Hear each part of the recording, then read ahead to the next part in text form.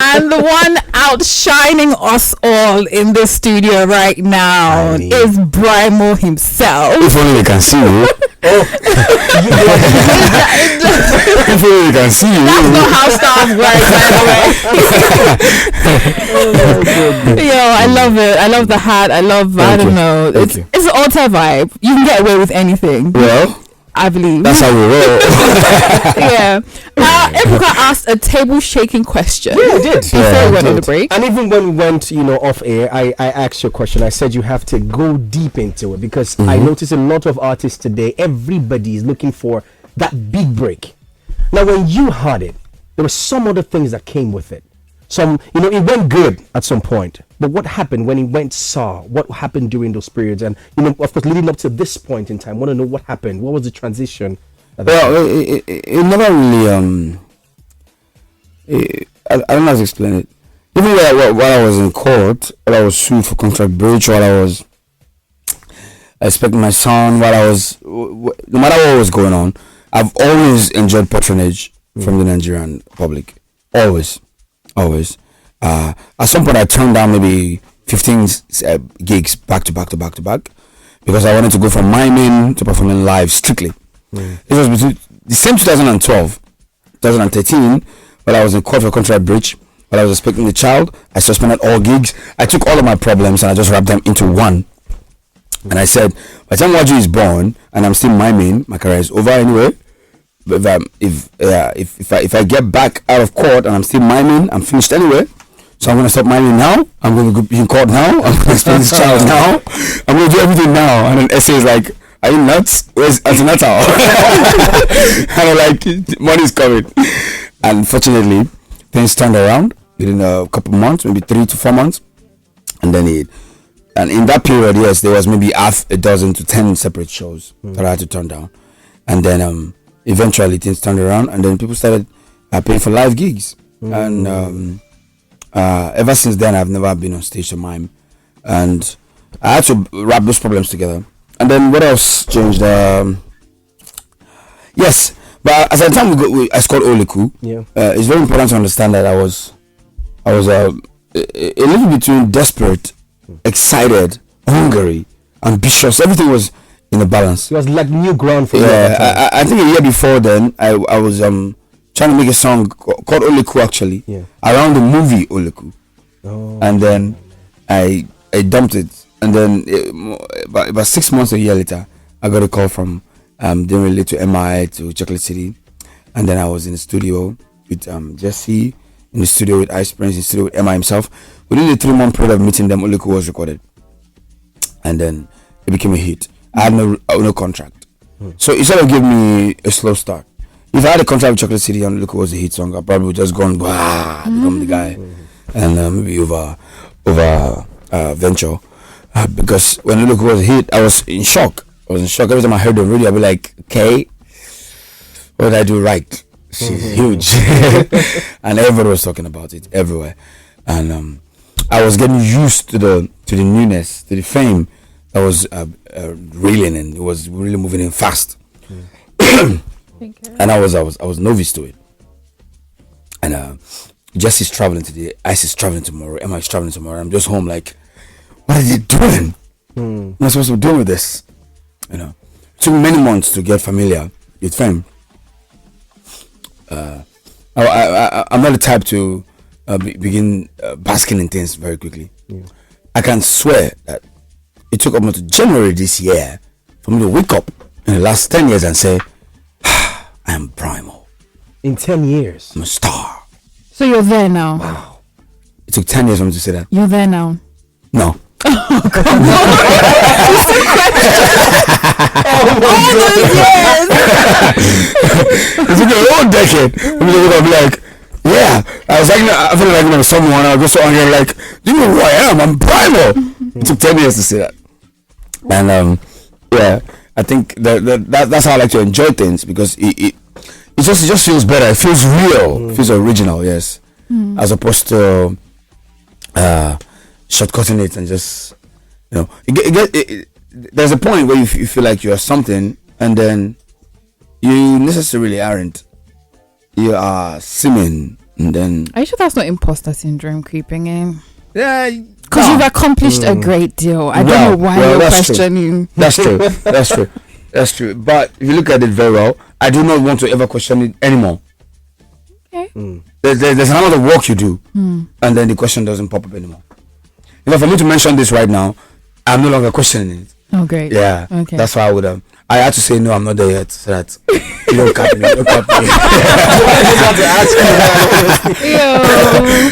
But you always somehow manage to find yourself in the center of one controversy or conversation or the other, especially on Twitter. They find me. Yeah. They find you. You call them like, hey, I'm here. Recently, it was your declaration. I mean, we have the elections coming up next month, and without promoting any candidate, you came out on Twitter and said, oh, I stand behind this person. Yes. Do you think that has divided your fan base? Do you think artists or celebrities should stay away from like coming openly and saying, I stand behind this person? Why should we stay away? Okay. I wanted to not to do that. You wanted to not do that. I had no plans to do that. I was minding my business, and then I tweeted, and in truth, I had to tweet in truth. Such that Jagaban himself said it. He said he spoke the truth. That's what he said when it was brought up that this is the city boy. He said he spoke the truth, and for me that it's the truth because it's just simple. It's just a basic fact around us, and people took that up and it became a big deal. And I mean it's quite a no regrets. It's quite a sweet deal, It's quite a sweet deal. It's sweet, yeah. Like I'm chatting with Shay and I'm on the phone like, yo, bro, what's happening? Like, yeah. I could ask more questions. Daddy was to see you. I could ask more questions. Okay. And I remember something he said. Shay was like, I don't know. This is not a business. This is not a job, though, bro. You know that, right? It's like family. I'm like, yeah. I want to be a part of this family. Because adopt me. Usually when people be like, this is a long-term relationship. It's not from when they're like, it's money, pay up. It's just business. But this is different. This is Nigeria. This is the presidency. My kind are used to just getting in there, cashing out, and walking away. But because I didn't ask for a job, and I wasn't marked for employment. I just tweeted something. I caught fire. So it feels good to me. It feels like a relationship to me. And yeah. I'm sure they say thank you in their own way every now and again. Yeah, I'm sure. Okay. All right. Your album you released this year, Theta. Yes. Theta. All right. Tell us about that. Theta is also all shades of amazing. I remember when I named the album based on the fact that the symbol of Theta is like a 0 and a 1. It looked like something from Greek mythology or something. Exactly what I thought. If you're familiar with the almighty formula, the Theta, so it's just it was like 0 and a 1, and then because it was my 10th album, I picked that image for it, and then only to find out that in reality, I always wrote those songs whenever I needed to sleep. So I'll be up 2 straight nights, and I was super tired. And then I go to bed, and then it hits me, and then I pick up my phone and I start to write or maybe record, and then I will sleep right after. And then right after I was done recording the album, I was doing research on something, and then I found Theta to be the state between being awake and being asleep. Oh wow! Exactly where I was when I wrote all 10 songs, and I was like, "Oh, this thing is freaky." So music has a way of guiding you, of taking you where you need to go. Yeah. And it's ingenious. It's amazing. Yeah. I was recording a song on Mansa. Mansa is like my latest offering. I'm working on currently. It was my first album as a sonic artist, and I was working on Mansa. Then I went somewhere to a hotel. I wanted to get away for a weekend or a week. I go to a hotel, met an artist. We was there with his producer, young guys, but James and Lino. And then I was with them in the hotel room, and Lino said he could produce me. I said, "Can you?" He said, "Yes." I said, "I have a song." Then he said, "What can we do?" And we produced it. And while I was singing the song, James walked in and said, "Wow, the character you're describing here is called Navelle or something like that. It's an Indian word." I'm like, "What does that mean?" I found out the character is a character that stands out, that describes the song I was singing. And then this word spelled backward is 11. Ooh. And it's my 11th album. I'm like, come on. Okay. I was trying to see where you were going with that, but you landed. I was like, so those are kind of instances that I find when I'm creating music. I make people like, I love this job. Yeah. You know.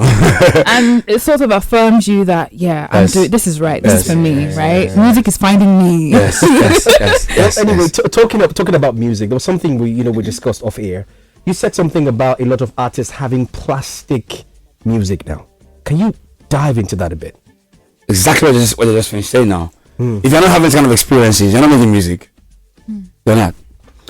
If you're really making a song about a girl, and a girl that looks like that walks in, you're doing good, bro. Yeah. But do you think it has something to do with the fact that you are so involved in what you put out? Because there are artists that you just give them a song, someone else writes it for them, and they sing it. And that's exactly why.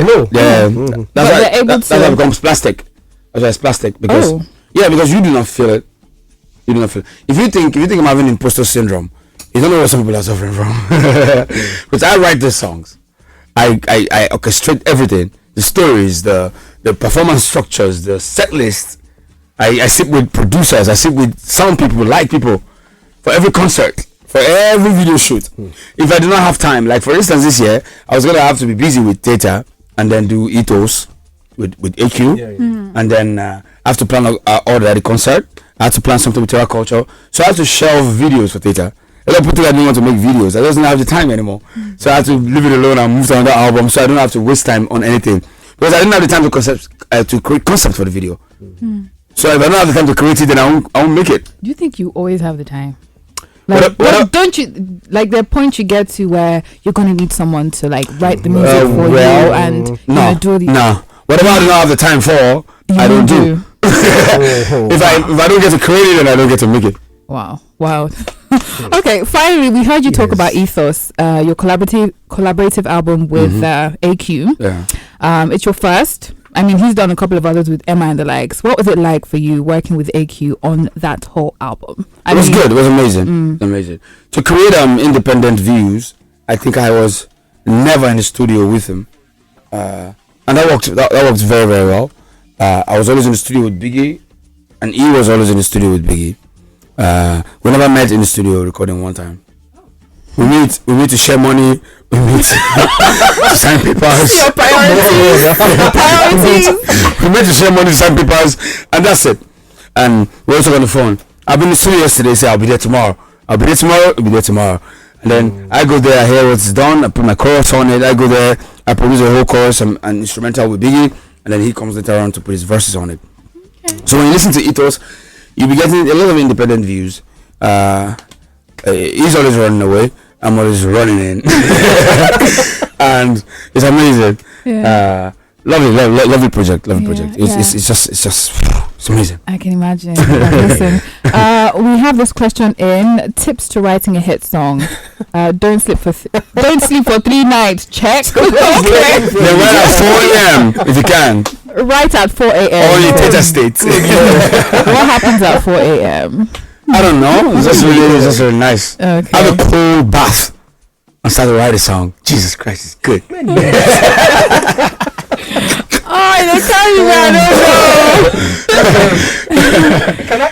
anybody actually do that just ordinarily without having passion for music? Well, I think it's time because the first time I wrote songs at 4 a.m. was Yellow.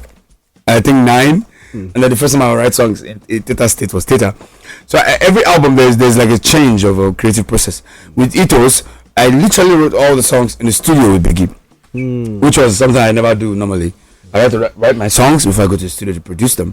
But with Ethos, over half of the choruses were done in the studio right there with Biggie. I'm just going, I have this song, I have it, just play the piano and we start to record.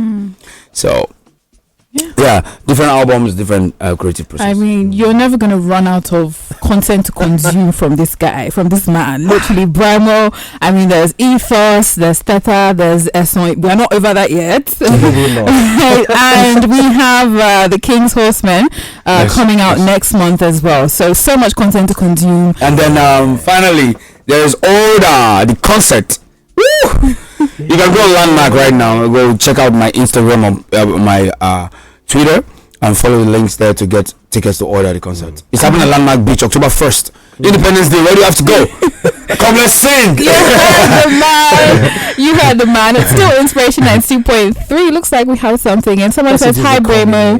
Brymo, I really enjoy your music. You've got very nice vocals. I hope you and 𝐈𝐍𝐒 are still in touch. Cheers to the original city boy." Do you want to answer the question? He asked the question. That's why I asked you. People are gonna go here. Yeah, I think I was changing the comment with 𝐈𝐍𝐒 my Corey a couple of days ago, last week. I was Emma was my dean sometime last year. We were discussing a gig that didn't fall through. Last year is foul. Yeah. Okay. I still had contact with Jesse lately, and I'm in touch with Boss once in a while. I was in touch with 𝐈𝐍𝐒 a while ago. I got a call from a friend called Mr. Bola, who was like, 𝐈𝐍𝐒, like, yeah. So we exchange numbers. We get in touch. But in this business, I think the higher we go, the lonelier it gets. Yeah. If you don't have personal shapes, you're on your own. We're back to where we started, right? Acquaintances. I don't even know how you do this, honestly. You have someone here saying, "I love Brymo. Brymo just says twet on Twitter, and everyone loses their mind." Okay. We know what to expect. Absolutely loving it. It is Inspiration 92.3. I wish we could have more time with you, and we hope to have you back in IFM studio sometime soon. But yes, he has left us with enough to consume. So keep it locked. Inspiration 92.3. Market Square off his last album. Yeah, Tita. Yeah. You love this one. I don't know. I love it so much. Okay, let's find I out. love Market Square so much. If you enjoyed this video, hit the subscribe button for more, leave a comment and like. Thank you.